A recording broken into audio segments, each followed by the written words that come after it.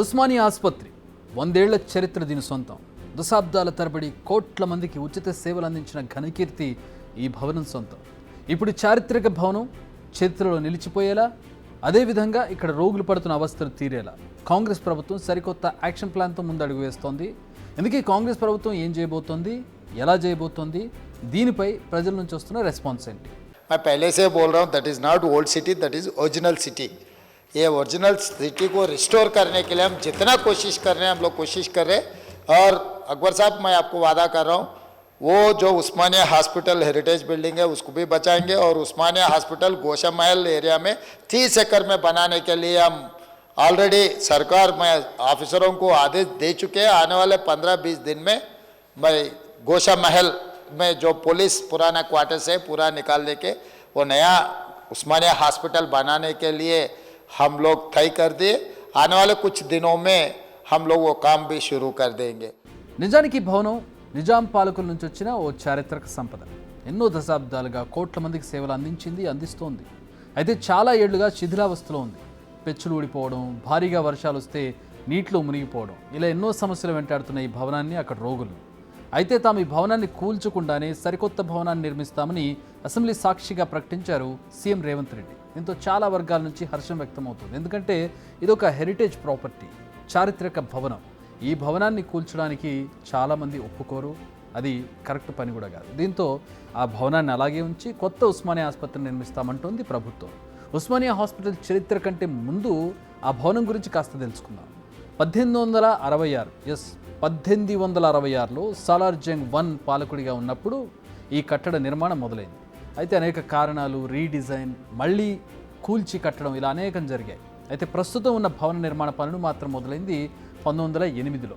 మొత్తం భవన నిర్మాణం పూర్తయ్యేసరికి 1919 వచ్చేసింది.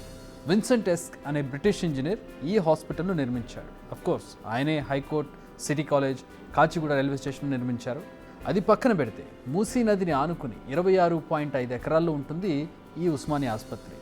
ఒక్క ఐపీ బ్లాకే 2.37 ఎకరాలు ఉంటుంది.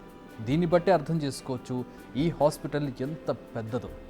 ఇది ఉస్మానియా ఆసుపత్రి నైసర్గిక స్వరూపం. అంటే అక్కడ ఉన్నటువంటి ఆర్కిటెక్చర్ కావచ్చు, దాని విస్తీర్ణం కావచ్చు. నిర్మాణం పూర్తయింది 1919. ఇప్పుడు 2024, 100 ఏళ్ళు దాటి 5 ఏళ్ళు అయింది. అయినా అంతే టీవీగా నిలిచిన ఉంది ఈ హెరిటేజ్ బిల్డింగ్. అయితే గత కొన్నేళ్లుగా ఈ భవనం ఎన్నో విమర్శలను ఎదుర్కొంటోంది. అంటే నిర్మాణం విషయంలో కాదు, పురాతన కట్టడం కదా, ఎప్పుడేం జరిగేది తెలియదు. ఇలాంటి భవనంలో రోగులకు చికిత్స అందించడం ఎంతవరకు సేఫ్ అనేది ఆ ప్రశ్న. నిజానికి 2005-2010 మధ్య విమర్శలు పెరిగాయి. దీంతో 2010లో రోషయ్య సీఎంగా ఉన్నప్పుడు ఈ హాస్పిటల్ రిపేర్స్ కోసం 200 కోట్ల నిధులను రిలీజ్ చేశారు. బట్ పనులు జరగలేదు. అంతేకాదు, చారిత్రక కట్టడానికి రిపేర్లు చేసి మిగిలిన భవనాలను కూలగొట్టి వాటి స్థానంలో కొత్తవి కట్టాలని నిర్ణయించారు. అది ముందుకు జరగలేదు. ఇక 2015లో అప్పటి కేసీఆర్ సర్కార్ ఏకంగా చారిత్రక కట్టడాన్ని కూల్చేసి వాటి స్థానంలో 24 అంతస్తులు ఉండే 2 భారీ భవనాలు నిర్మించాలనుకుంది. దానికోసం ప్రత్యేక కమిటీని ఏర్పాటు చేశారు. కేసీఆర్ కూడా స్వయంగా ఉస్మానియాకు వచ్చి పరిశీలించారు. కానీ ఒక్క అడుగు కూడా ముందుకు పడలేదు. కొత్త హాస్పిటల్ నిర్మాణం ఆలోచన బాగానే ఉంది, కానీ చారిత్రక కట్టడాన్ని కూల్చడం ఎందుకు అనే ప్రశ్న మొదలైంది. దీనిపై కోర్టుకు కూడా ఎక్కారు కొంతమంది. దీంతో పంచాయతీ ఏటూ తేలలేదు. అసలు భవనం ఎంత బలంగా ఉంది అనే క్వశ్చన్ కూడా రైజ్ అయింది. కొన్ని నిపుణుల కమిటీలు అధ్యయనం కూడా చేశాయి, కానీ భిన్న రిపోర్ట్లు వచ్చాయి. For example, JNTU building repair చేసినా 5 ఏళ్ల కంటే ఎక్కువ కాలం ఉండదని జేఎన్టీయూ రిపోర్ట్ ఇచ్చింది. కానీ చారిత్రక కట్టడాలను పరిరక్షించడానికి కృషి చేసే ట్రస్ట్ ఇంటాక్ట్ స్టడీలో ఏమో జస్ట్ ప్లాస్టింగ్ పనులు చేస్తే నిర్మాణం చెక్కు చెదరదని తెలిపింది. వీరేమంటారంటే భవనం బలంగా, భద్రంగా ఉందని చెప్తున్నారు. చాలా కాలం ప్రభుత్వం పట్టించుకోకపోవడం వల్ల ఈ పరిస్థితి వచ్చిందనేది వాళ్ళ వాదన. జస్ట్ ప్లాస్టరింగ్ పనులు చేస్తే అన్ని పనులు సవ్యంగా చేసుకోవచ్చని తెలిపింది. కానీ మరికొందరేమో అసలు మెయిన్ బిల్డింగ్ కింద నుంచే మురుగు కాలువ వెళుతోంది, పాతవి కూల్చకుండా కొత్త నిర్మాణాలను చేపట్టడం అసాధ్యమని అంటూ ఉంటారు. ఇలా అనేక రకాల వాదనలు రావడంతో కథ మళ్ళీ మొదటికొచ్చింది. దీనికి తోడు అధికార విపక్షాల మధ్య రాజకీయ అంశంగా మారిపోయింది ఉస్మానియా ఆసుపత్రి.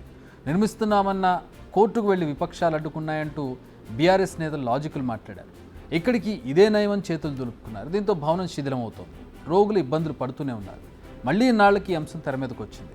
కర్ర విరగకూడదు, పాము చావకూడదనే రేంజ్లో దీనికి సొల్యూషన్ ఇచ్చేశారు సీఎం రేవంత్ రెడ్డి. ఉస్మానియా హాస్పిటల్ ప్రస్తుత భవనం అలానే ఉంటుంది.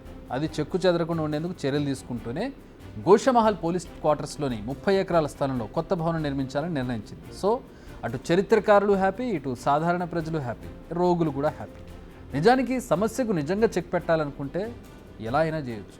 సాగదీయాలనుకుంటే బీఆర్ఎస్ ప్రభుత్వంలో కోర్టులు కేసుల పేరు చెప్పి తప్పించుకోవచ్చు. మొత్తానికి ఓల్డ్ సిటీ కాదు ఒరిజినల్ సిటీలో ఉన్న ఉస్మానియా హాస్పిటల్ ఇక ఉస్మానియా హాస్పిటల్గా మారబోతోంది.